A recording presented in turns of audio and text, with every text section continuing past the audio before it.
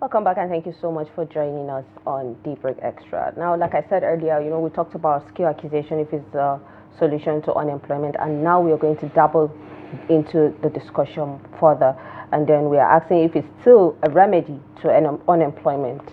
In a country where unemployment rates continue to rise and formal education often fails to guarantee job security, skill acquisition has become a crucial solution for youth empowerment. Nigeria, with its large youth population, faces a major challenge as many graduates struggle to find jobs due to a lack of practical, marketable skills. Beyond just academic qualifications, having a skill opens doors to entrepreneurship, self-sufficiency, and financial stability. If properly harnessed, skill acquisition can bridge the gap between education, employment, reducing poverty, crime rates, and dependency on government jobs. Now, joining me in the studio is Mr. Richard Aigbedo Agbonifo. He is the founder, president of Hand to Hand Foundation, and he is also a philanthropist. Thank you so much for joining me this morning. Thank you for having me. It's always a pleasure. Yes, definitely. I was just asking you just now, Germany, it looks good on you that you actually stay out of the country.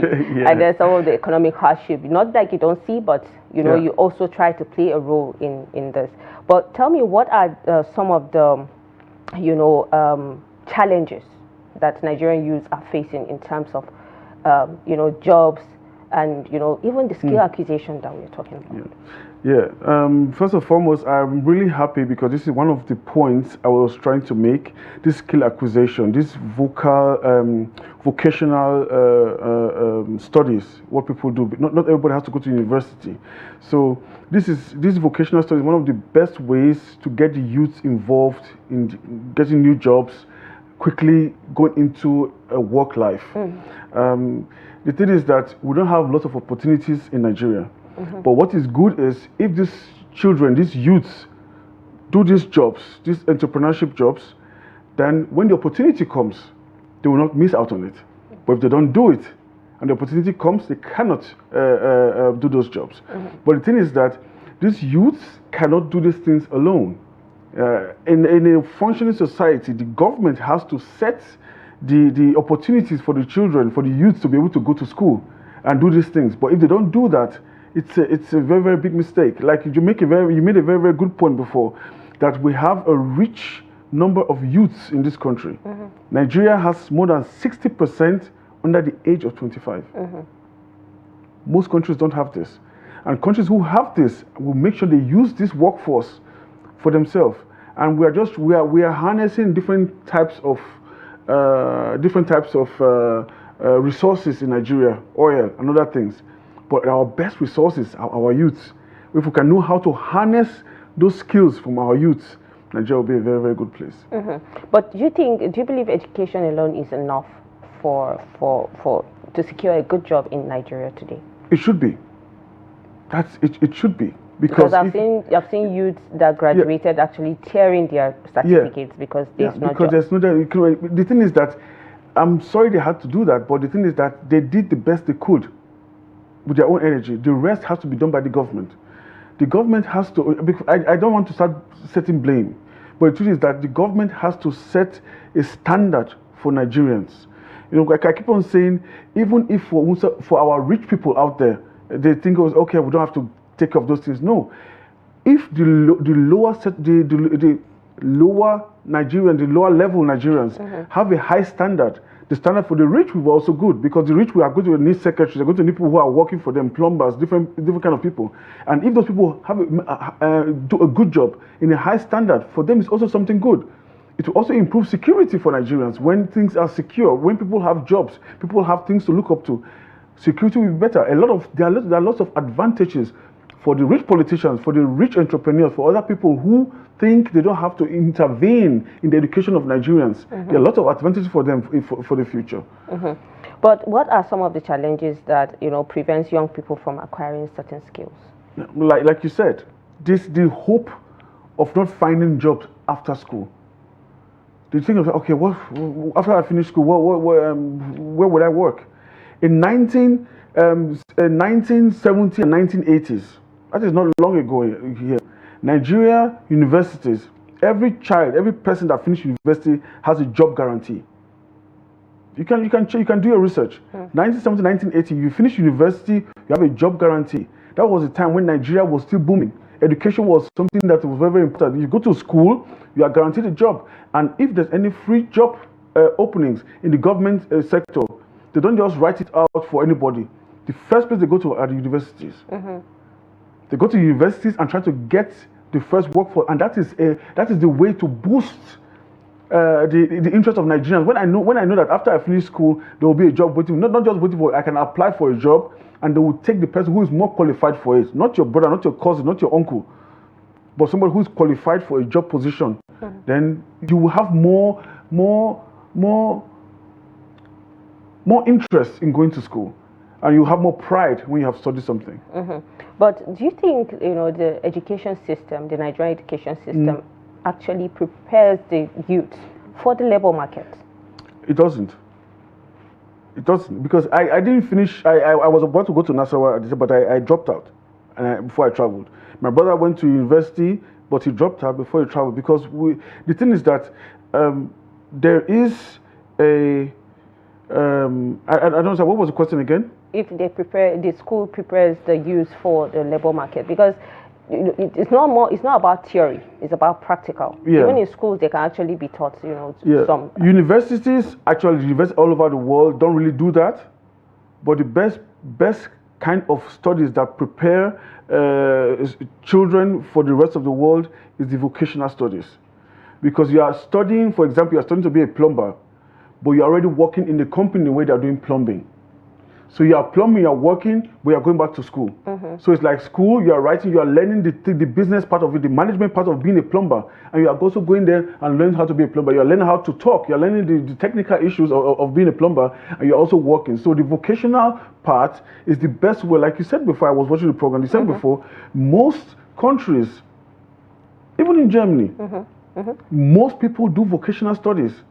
And once they finish vocational studies, they can keep on adding from vocational studies, adding more studies to it. So that is one of the best ways to get people involved directly into the workforce. Yeah, I mean, a lot of the callers actually also are talking about how they're working hand in hand. Yes. And for young youths to acquire the skills that they need to be financially stable. But what are the most demanding skills that can help young people, to be financially free? In Germany, you talked about Germany. What are the jobs that, the skills that, can actually help, let's say if Nigerian youths go to Germany, what are the requirements, the skills that is most needed? It doesn't matter. It doesn't matter. All you have to do is, and no matter what study you are what vocational study you are doing, as long as you do it well, there's always demand for it. Every job is being micro-cut now. For example, you want to be a plumber, there's also different studies in plumbing. They can still separate it so you can specialize in one area. So there's no way I can say, okay, good, go into finance, go into this. Whatever they are studying, all they have to do is do it well, understand what it takes to do it, and they will be successful. It doesn't matter in what area. People, before at the time internet started, nobody was doing it. People were there, no, this is not important. But if you do it well, and know exactly how to project it up to the people, definitely you'll make money from it. A while back, history was one subject that was cancelled, and now it's being brought back, so Nigerians will get to know more about the history. So do you think skill acquisition should also be made compulsory in schools and universities? Definitely, it has to be. Because the thing is that these skill acquisition, these are the things that help us in our daily lives. We need them every day. Mechanic, we need them every day. Carpenters, we need them every day. We need people who can, even people who know how to landscaping, we need them every day. So when we have these skilled people doing this thing, our workforce, even in the building, even in every aspect of our life, will be better. There is no disadvantage from it. That is something we have to understand. There's no disadvantage, but the only thing that the government has to take interest in this. But I really don't understand why it's not being done. I don't understand why it's not being done, because we just feel, okay, good, somehow it will be done. You cannot imagine people who studied engineering university are doing plumbing. Probably is because, there's this mentality that when you graduate from school, white collar job is where you can actually attain certain level of financial freedom. But then why are Nigerians even more interested in white collar jobs than entrepreneurships and even the vocational skills that we just talked about? Yeah, because it actually pays more. I can understand that. It pays more. But the thing is that you want to go into a place where if you have an engineer in a high level and they want to get something done, but you don't have the skill force under it to get it done, what happens? The engineer has to take up the tool. This is something we keep on forgetting. But we have to try and train people to fill up that space under it, so that the people who are in white collar jobs will do their white collar jobs. But the thing is that if you don't do that, the white collar jobs have to take off their white collar, and take off the gloves and get to do the jobs that other people are not doing. And this is what is our problem in Nigeria. And at the end, we keep on expatriating people from other countries to come and do the jobs, the vocational. It happens. For example, Julius Berger, I have a good relationship with them. With Julius Berger, they have vocational studies. Most people you see at Julius Berger using shovel to do sand or plaster, whatever, they all have vocational studies and they are being well paid. They are being well paid for it. That's what most people don't know. You people are sitting out in the sun in Julius Berger, they are doing very well. In everybody, they don't just take anybody there. You have to have a skill and train. And if we can take that learn from that, in this country, we'll have a lot of advantages. Okay, so the last time you were here, your foundation, the Hand to Hand, you talked about how you have some children that you train and also fend for. Tell me about it. How successful has that been from the last time you've been here and now? Very, very. When we started with we help a lot of sports children get into sports so I can be better at school. Now we have about almost 30 children in our scholarship program. Pick children from the streets. Parents contact us and we vet them to see if they are really in need of this. Not just people who just need money for their children, but people who don't have any hope. So we vet them, we get these children into our program, and we make sure these children, for example, kids who have been working in a mechanic workshop, who have been hawking, we make sure they don't do that again. But they can still do it, but after school. But they can still do it if it's possible after they have done some sports after school. And they can do that is let children be children. They do things children do before they can also go and help their parents after that, which is also fine. They can hawk after school, after doing their assignments. Yeah, this is also which we are trying to do. But the next part is not only are we trying to make them stable for the future, but we make sure that we help them the scholarship program till the end of the SS3. When they are finished, we don't just say, okay, we are finished with scholarship, let them go. No, we help them with this vocational study. We're trying to find them a good place where if you want to learn IT, if you want to learn computer, if you want to learn market, whatever. We'll help them. Only one person has graduated from our program because our program is just 2 years old. So another person is graduating. Is this program in Nigeria or is in Germany? Okay. It's Nigeria. Everything we do is for Nigeria. Everything we do is for Nigeria. We get our donations for Nigeria. We won't tell the Germans what we are doing. I'm doing is because I want to help Nigerian children. Some people need help. So it's all Nigeria and it's not anywhere else in the world. Maybe we can. Now we have spread it out. Now we have kids not only in Abuja. We have kids in Ondo State. We have kids in Jos. We have kids in different parts of places in Nigeria. Because poverty is everywhere. It's not only in Abuja. So we have. So when they finish school, we make sure that we help them find a way to continue and set them for life. Give them. They have to have a certain set of training, and we can say, "Hey, we have done our best." And I'm looking forward to the time where we will have our first 2 kids that we have helped. I feel like a parent who has helped their children to graduate. So I'm really looking forward to that. Okay, so how can the government and private sectors work together to promote skill acquisitions, just like you're doing now? You have children that you're training. How can the government or even other organizations be part of this kind of foundation to help take some youths and children off the streets, because we see a lot of children hawking up until now just to make ends meet? There's a lot of things they can do, and the things I can do are not very difficult.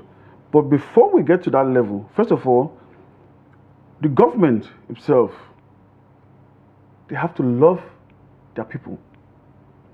If you love someone, you will find a way to help that person. But what I see in this country is that we don't love ourselves. And that is something, it's so hard to say, but it's the truth. We don't love ourselves. If we love ourselves, I don't care. Like I said, we keep on saying it's corruption. Corruption is everywhere in the world. We have corruption in everywhere. We have corruption, sorry to say, in Europe. Yeah? We have corruption in America. We have corruption everywhere. But the thing is that the first thing they have in their mind is to make sure that the people at least get something. You get to a certain position and they say, okay, build a road. Fine. If they give you 1 million to build a road, don't just take a 900 million and just go and put gravel on the road. That's what people do. But the different types of corruption is that, okay, they will make sure they build the road, and if there's something left, maybe they can keep it for themselves. But the first things first, they do what they're supposed to do. And that's what is killing us in this country. People just get into a position, and the first thing they want to do is just get as much as they can and forget the things that they're supposed to be doing. And that is the thing. If we can get rid of that, everything else will open. There are avenues, there are plans already made to be able to help us in this country. All we have to do is open our eyes and look at them. For example, if the private sector wants to help children, youths, it's very, very easy. Put it in your company and say, okay, good. This year, I want to help about 10 or 12 children. What foundation do we take? Look for a foundation. Say, okay, good. You guys are helping kids. Get us 20 kids, and say, okay, good. These 20 kids are sponsored by so company.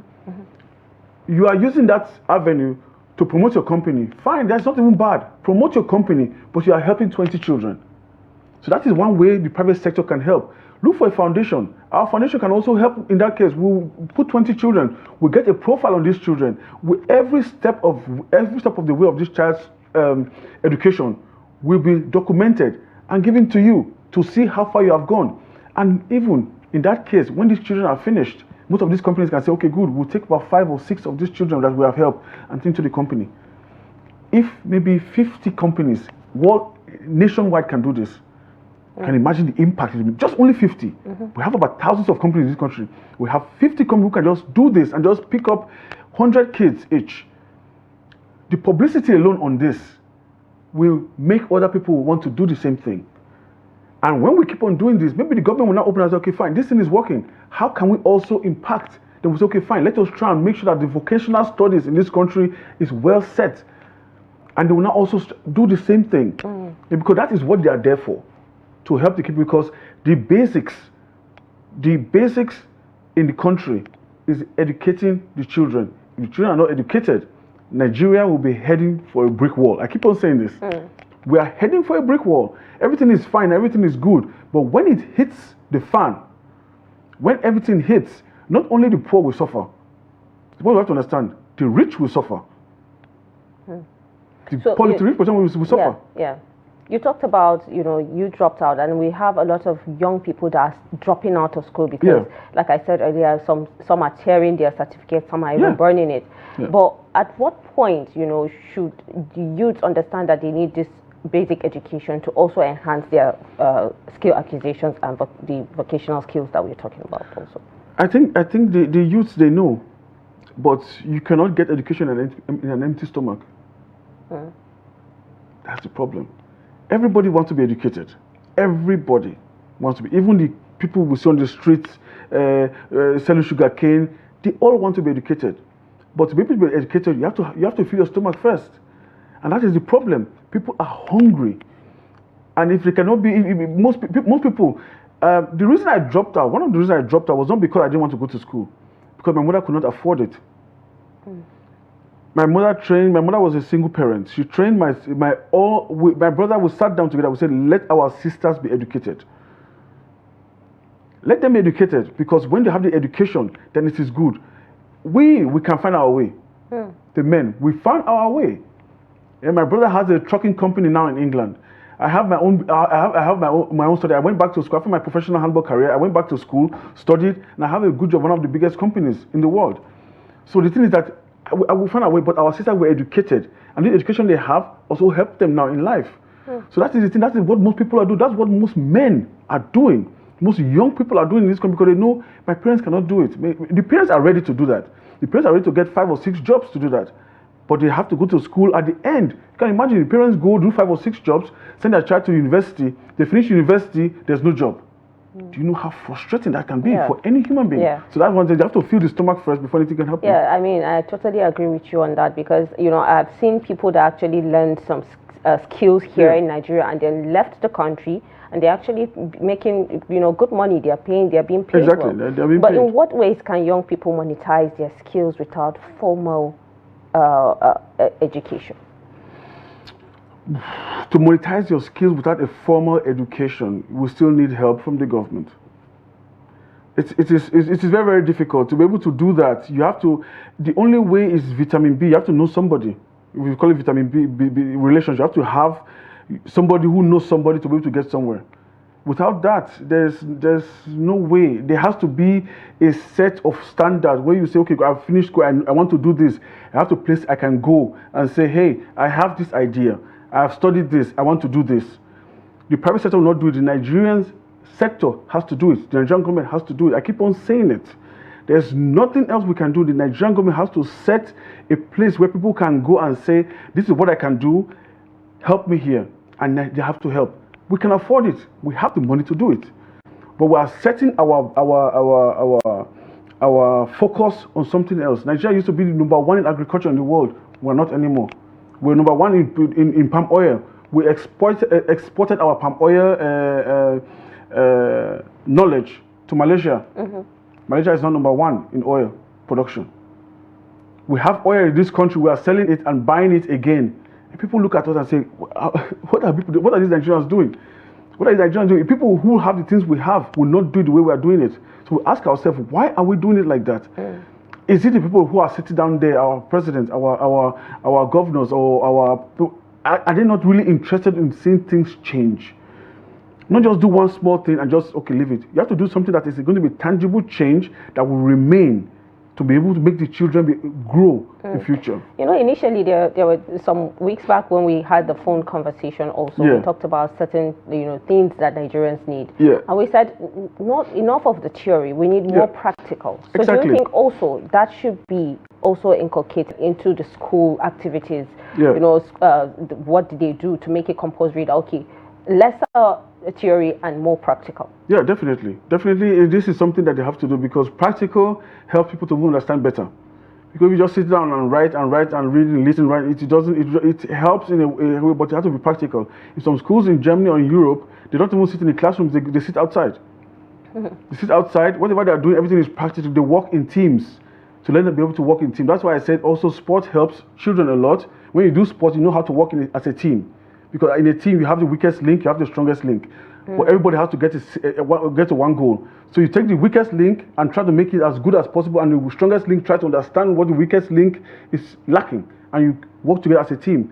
So that's what sport helps. And if you can do that also, bring sports to the schools, sport helps schools a lot. And whatever they are doing also, no matter what subject, try and make it as a team effort. Work as a team and make it practical. If you can do that, it will help a lot in the future. And people will not be working and try to do things only for themselves. Yeah, and you know, earlier before you came in, I was talking about, you know, if you're earning 200, 250, you're still a poor person in Nigeria because of the economic hardship. And then also that should be, your earnings should even be a capital for you to start business. But do you think the lack of access to capital is a major reason why, you know, many skilled youth are struggling to start business? This is of course it's a major, but the thing is that they don't have the collateral to get the money, to borrow money from the bank or borrow from somewhere. There isn't any. Just like the way they do it in America, you know, they or even in Europe also, you get money to help you go to school and you pay back slowly. If Nigeria can do that also here. There's the loan for the students. There's a loan for the students. Exactly, and they use it. Yeah, so that is a good part. But the thing is that after they now get this loan, they have to pay this loan back, right? So after school. After school. So where's the job? That is the next problem. So after they finish the school, If they have the job, they can pay back. But if they don't have the job, what happens? This is a roller coaster of problems. So the thing is that for the government, they think, okay, we are helping, we help the students, and they just stop there.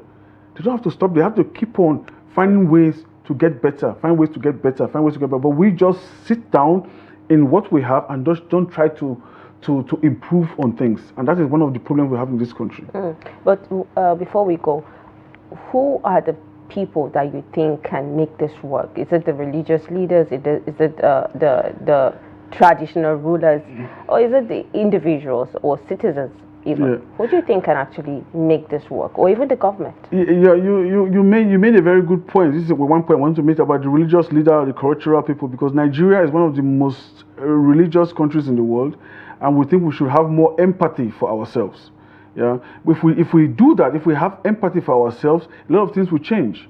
I would think that because we are so religious, Christians, Muslims, we have so lot of things. It will be very good when it's possible for these people to say, "Hey, let us do things for our children." Of course, they have a role to play. The religious leaders have a role to play, not just building universities and making universities most expensive universities in Nigeria, but also trying to help the less privileged in the country. Those religious leaders, they have a role to play, fine. But I'll say it again. The government has the biggest role to play. It doesn't matter if you want to make as much money as you want to make, as much money as you want to make. But don't sit on it, spread it out for the people. Let the people feel what you are doing. And if you feel what you are doing, you also feel good about it for yourself. Most of the things you have to do is the government, I keep on saying, the government has to do something. People are ready to better themselves, but the government has to set a place where people can go and say, okay, I want to do this. I'll say, okay, come, we'll help you here. I want to do this, come, we'll help you here. Set a place, vocational studies, a place where you can get money to be able to do businesses. I will just say one more thing. 4 things has to change in Nigeria, and they might not cost as much as we think. Education has to change. The roads have to change. Because if roads are good, business will be good. And they have to start paying our police better. For security. For security.